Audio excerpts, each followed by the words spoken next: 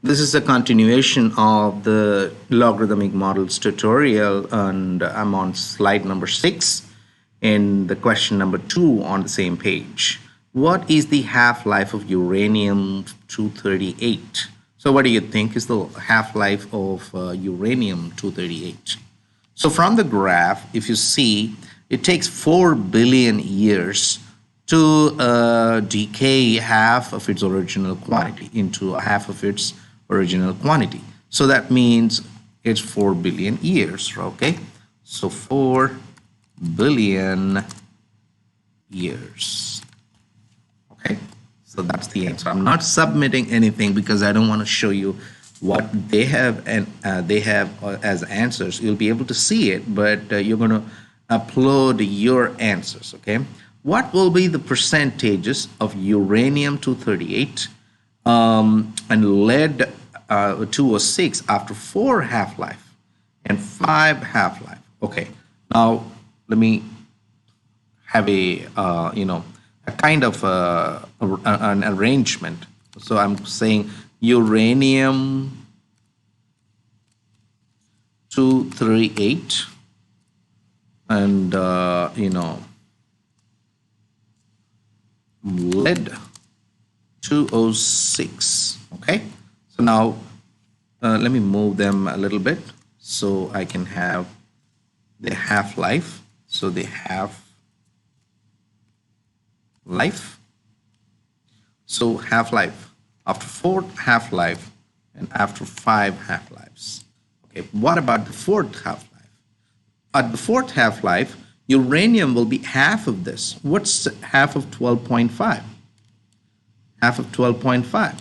So 12.5 divided by 2 is 6.25.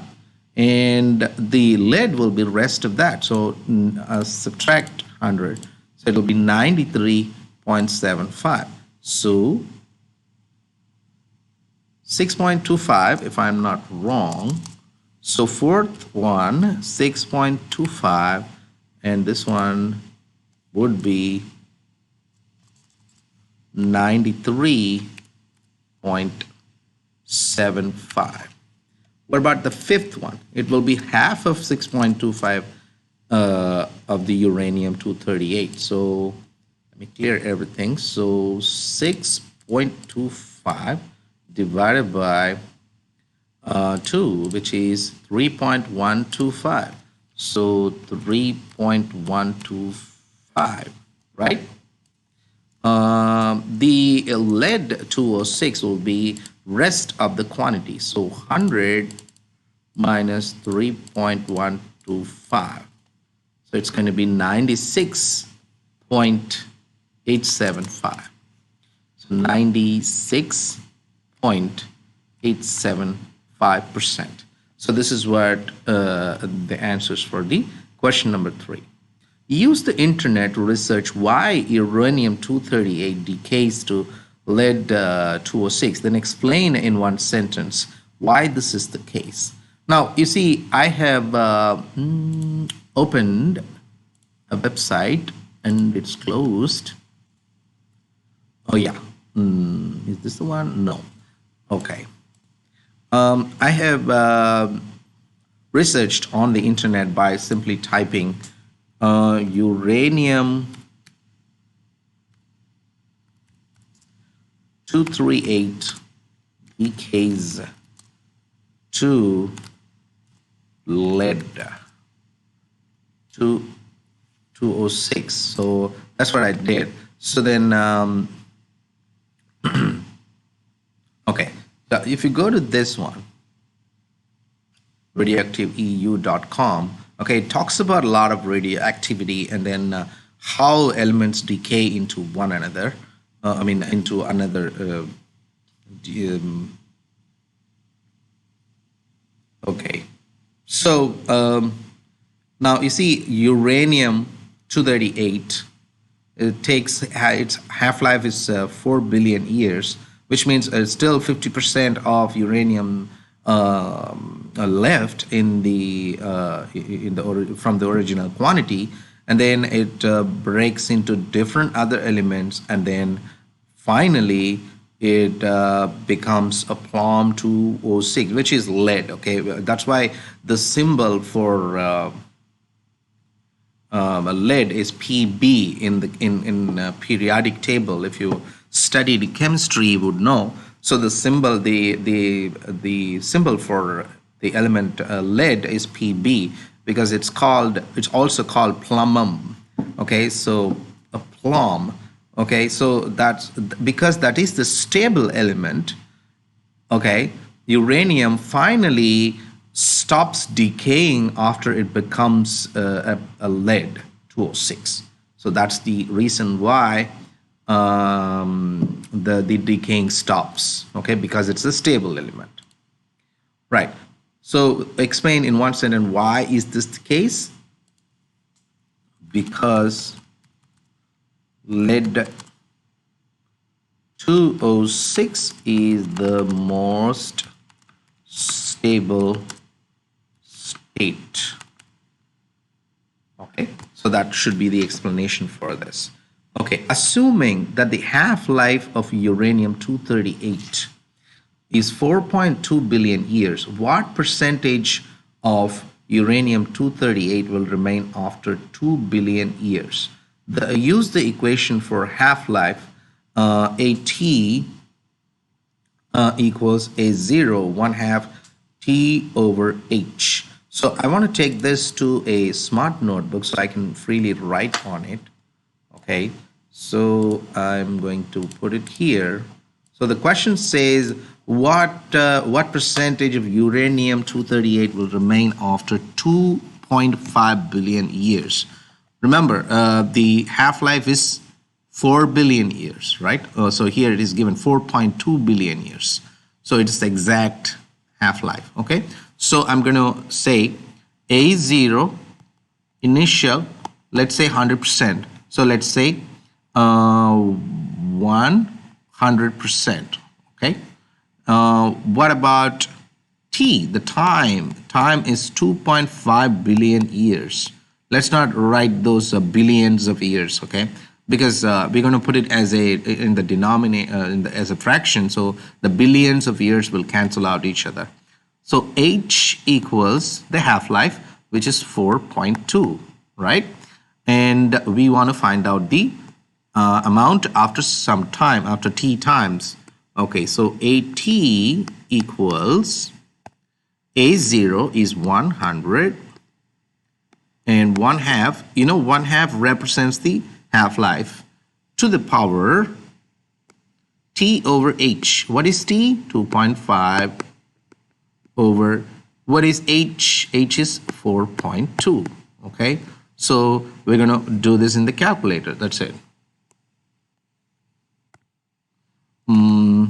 Clear everything. 100 times parenthesis 1/2, close the parenthesis, to the power 2.5 divided by 4.2. So it's going to be 66.2%. Okay, 66.2%. Okay, so this is that's the answer here. So you're gonna write 66.2%. Okay, I want to submit and check if I did this one right. Okay, 6.662, that is 66.2% remaining. That's right. Okay, so that's how you do this one. Now, self-evaluation, I want you to write this one. This time I'm going to check this, what you did, what's your evaluation, what do you feel like when you did this entire activity, okay? So I want you to write down. I'm going to rate this, so please do write something down, okay? That's for communication grade, okay? Let me move on to the number 7. So this slide talks about growth and logarithmic models. Remember, a variety of exponential functions and models describe many real-world situations. An exponential function is any function where y equals a to the x, where a greater than 0 and a is not equal to 1. Right. You have also seen exponential function where the base is the natural base, right? We have seen it in the previous lessons. Some real-world scenarios can be modeled through exponential equations. Let's take a minute to review them. Now, you see exponential growth. We have written this in our notebook as a formula for the exponential growth. A equals PE to the RT. This is the model. Exponential decay, A equals PE to the negative RT. Okay, please remember, if you do not have it in your notebook, please write it down. Okay, so let's go to the numbers. Number 8. Now, more growth and logarithmic models. We've seen them in the previous lesson, exponential models. We're going to use them here, but we're going to use them as logarithmic models. Okay, so exponential models are nothing but logarithmic models. They are interchangeable in the sense that they are inverse functions of each other, exponential models and the logarithmic models. So the learning curve, okay, learning curve, we've talked about learning curve in the tutorial, the other tutorial. So this is the learning curve. You should have it in your notebook, the formula. It keeps coming up in this lesson as well. And then the logistic curves are similar to the learning curve, but this is the formula for this, okay? And then comes the Gaussian curve. The Gaussian curve is also called the bell curve, and also it is used mainly in the normal distribution, okay? Normal distribution. So we're going to use these things in this lesson. In addition to the exponential function, recall the properties of exponential exponents or logarithmic functions, okay? So these are the properties of logarithmic function, which comes exactly from the previous lesson. I want you to remember, see, log 1 base of anything is 0, log b base b is 1, log if you have a power for a logarithm, it can be brought to the front. So x log b base b is 1, so it becomes x. And then b to the log x base b becomes x. And then if you multiply two logarithms, you can add them, you can write them as two different logarithms in addition. If there is a quotient of logarithm, you can write them as two different logarithms and subtract them, okay? So, and if you have the same, the logarithms with the same base on either side as single terms, you can cancel the logarithms, and it becomes m equals n. And also the power brings to the, come to the front. So that's number 9, okay? And also about the graphs. Please remember what we did about the graphs and its transformations. So these slides just review what we did in the previous slides, okay? What's the vertical asymptote of a graph? How does a logarithmic function looks like as a graph? How does a natural logarithm, the red one over here, and then this is the exponential, remember, is it growth or decay? You see, it comes down, so it's decay, right? So exponential growth and exponential, this is exponential growth. The blue is exponential growth. The other way is exponential decay, okay? So now let's go to number 11. So this is the challenge for us, and you're going to upload this on Echo as well, number 11. So it says drag the type of function to the corresponding graph. Drag the items on the left to the correct location on the right. You see, when you look at something, you should be able to say if it's a logarithmic function or an exponential function, okay? So look at this. This is a logarithmic function, okay? Go back to this slide. So logarithmic functions look like these, okay? They have a vertical asymptote, and then they have they keep on growing, okay, but not elaborately like an exponential function, but they slowly grow in nature.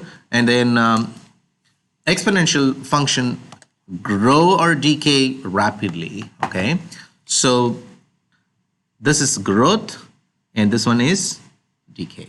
So like, let's go to this one. So what is this? This is an exponential function, and this is another exponential function. This is a logarithmic function. What about this? This looks like an exponential function, but it is not, because it has a vertical asymptote, and it's just the transformation of a logarithmic function. Okay, let's start with this. So this is a growth exponential. This is a decay exponential. So let me take this e to put it there. Okay, so exponential growth, exponential decay. I'm going to put it there. So there's a check mark. If you do it wrong, it will change to, it will not let you do it. It'll tell you it's wrong. Okay, now, so where are the exponential function? This is exponential function. This one is exponential function. This one is exponential function. There's no log in them, right? So this is a less than 1. So this is decay. So let's go and put it there. And then this is growth. So, okay. Now logarithmic function. So you see, this looks like a regular logarithmic function, and it's growth, right? So this is a regular logarithmic function, and then it's growth, logarithmic growth, right? So, okay. Now, what about the last one? We are left with 2. So it's decay, all right. Okay, and then it's going to be less than, the base is less than 1, between 0 and 1. That's why it's like this, okay? It's a flip of the original function. So I'm going to put here. So everything is right. So I want you to do it, and then I want you to capture this picture and put it on Echo. Okay, so I want to stop this video with this and then continue in the next.